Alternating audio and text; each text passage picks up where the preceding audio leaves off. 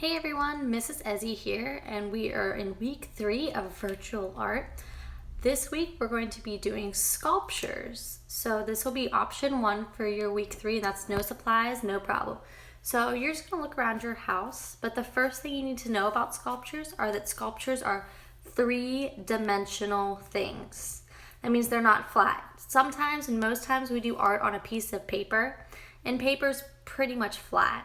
So that is not an example of a sculpture because it is a 2-dimensional or 2D piece of art. So when you do a drawing or a painting on a piece of paper, that's 2-dimensional art. And sculptures have to be 3-dimensional art.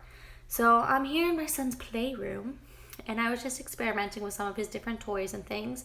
So you can use found objects around your house. I'm going to show you some different examples of sculptures that I made from things in my son's playroom.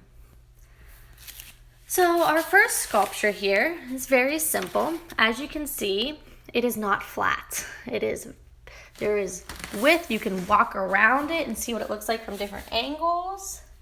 And I used one of his fuzzy Star Wars blankets and a stuffed animal poking out.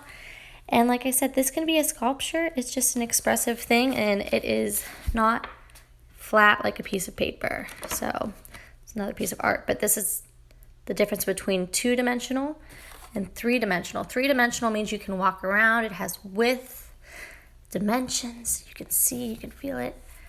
This is one example of a sculpture.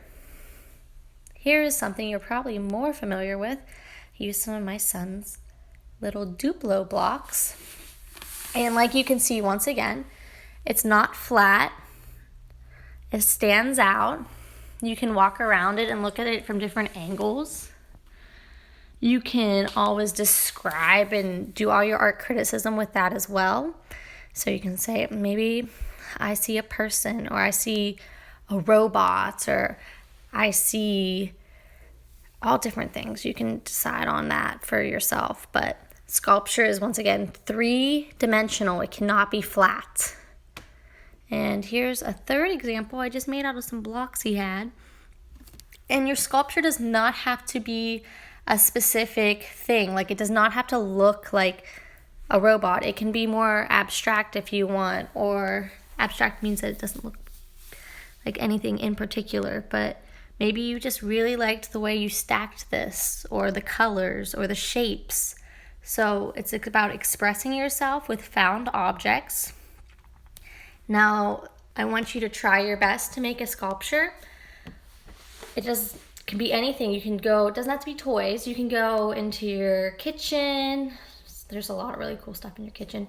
You can go in your kitchen, you can go in your backyard, anything that you can find around the house. Just remember, after you are done completing your artwork, please clean up for your parents. So make sure that you put everything back where it needs to go when you're done, and ask them if you'd like to share. You can take a quick picture of it and post it on the wall. However, the only thing you have to complete this week will be a short quiz. And we'll ask you some vocabulary this week. So make sure to take that short quiz afterwards. All right, hope you are enjoying the virtual art, and I miss you all.